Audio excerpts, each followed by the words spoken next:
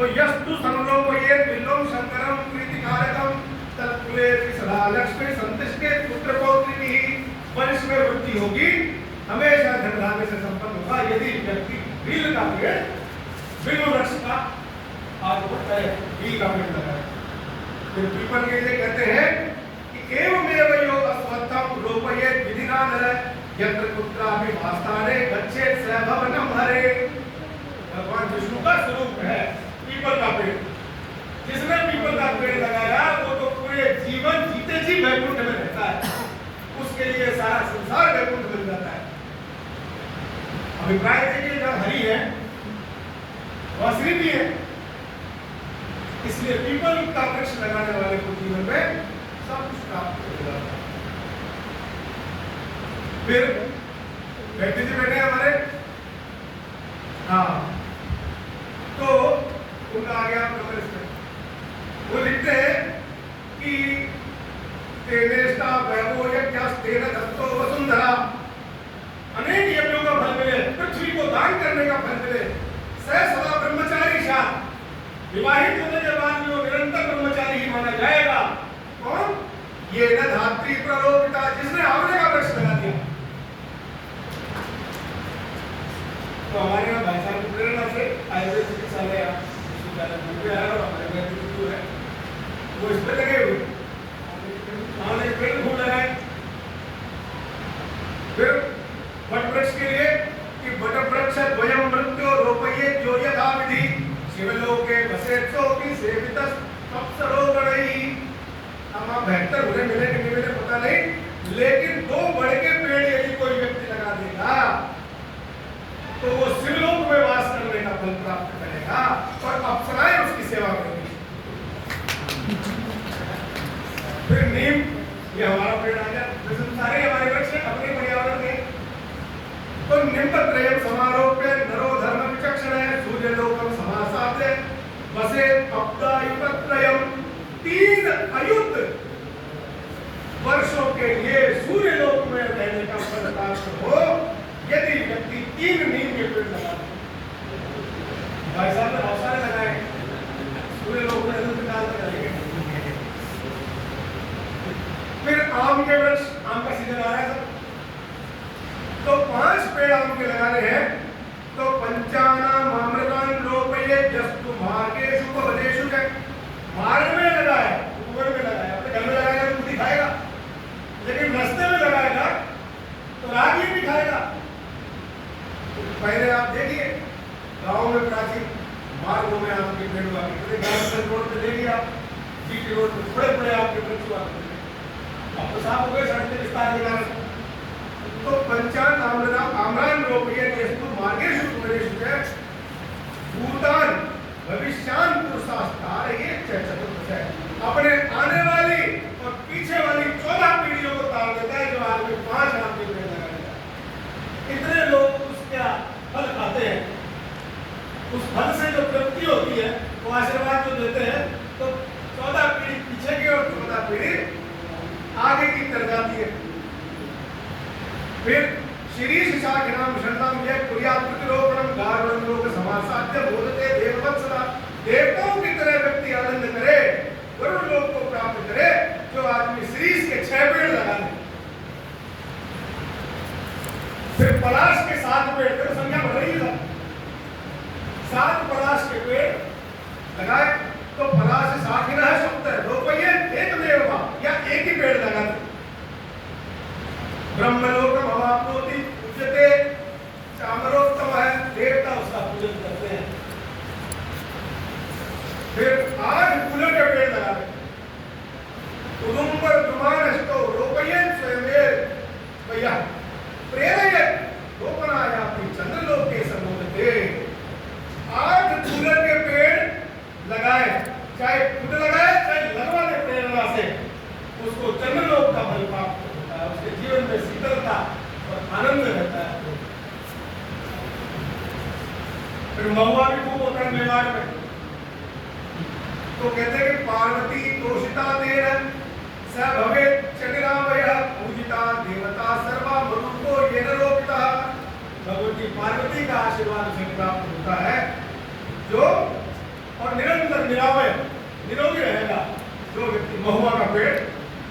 लगाएगा।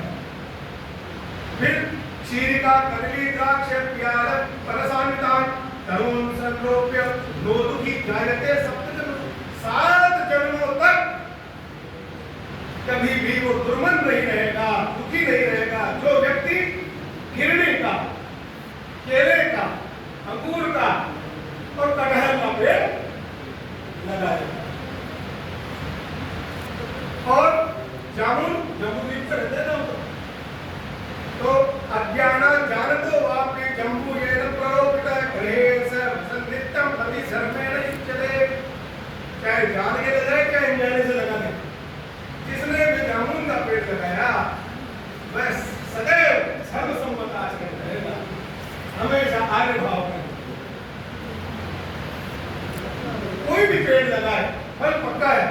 अन्य नपी करुण रूप है फल पुष्पोपयोगिन है रत्न देव सहस्रस्य फलम प्राप्त होता है। 1000 गायों के दान का फल उस व्यक्ति को मिलता है जो वृक्षारोपण करता है, जो पेड़ों को लगाता है, उनका पोषण करता है। फिर चलिए मत लगाइए संख्या के हिसाब से, एक ही एक पेड़ लगा दीजिए चाहे तो कहते हैं अश्वत्थम एकम, कुचुमंतम एकम, व्यक्रोधम एकम, दशचिंचिनी कहते हैं इमली को, कपित्थम बिल्वा, आमल कंत्रयन्ते, पंचाम्र भापी नरकम न पश्येत्, कभी जीवन में नरक का वो देखना नहीं पड़ेगा। ब्रह्मवैवर्त पुराण कहता है अपुत्रस्य च पुत्रत्वं पादपा इव कुर्वते अयत्नेनापि च राजेन्द्र अश्वत्थ रोपणं कुरु। जिसने पीपल का पेड़ लगाया वो व्यक्ति कभी अपुत्र नहीं है, वो हमेशा पुत्रवान है। फिर सहते पुत्र सहस्राणाम कार्यमेकम करिष्यति धनिष्ठ अश्वत्थ वृक्षेण, अशोक का शोक नाशन है, जीवन में शोक हो अशोक का पेड़ लगाइए। पुत्र नहीं हो एक पीपल का पेड़ लगाइए, 1000 संतानों के बराबर हो एक पीपल का पेड़ आपको पुण्य देगा, आपको यश देगा, आपको धन देगा। लक्षो यज्ञ प्रोक्ता निम्नश्चासु प्रदास्मत गुरुमुरो रोगनाशाय पलाशो ब्रह्मतस्ता। जीवन में ब्रह्मानंद की भी यदि प्राप्ति करनी हो तो इससे श्रेष्ठ कोई साधन नहीं है या वृक्षारोपण करें, पेड़ लगाएं। तो मित्रों ऐसा क्यों कहा?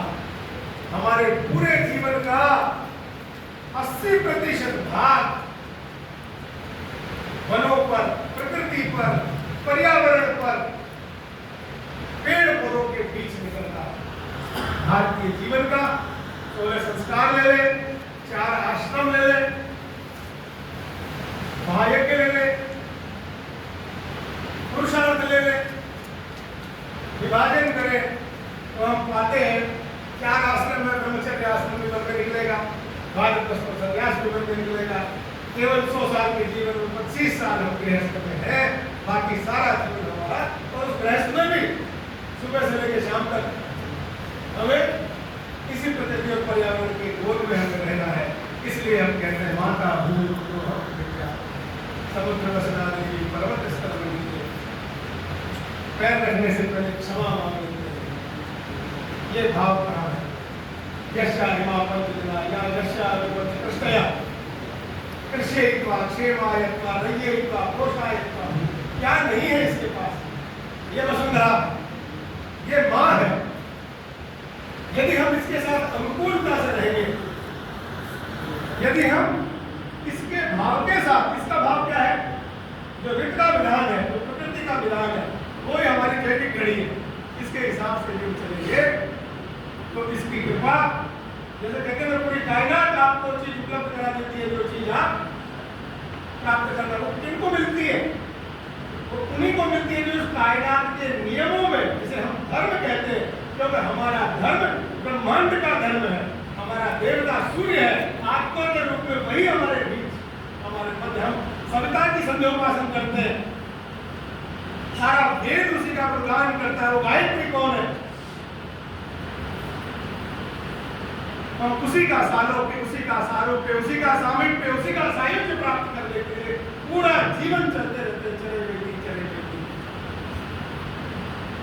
वो जब हम प्राप्त करना चाहते हैं वो अभ्युदय जीवन में भी प्राप्त हो जाएगा। उसके बाद कल्याण का जो मार्ग है वो भी हमें प्राप्त हो जाए। यतोऽभ्युदयं श्रेयस्सिद्धिं साधनं अनायास प्राप्त हो जाता है। तो कभी होता है जब हम उस मार्ग पर चले, वहां जो वेद था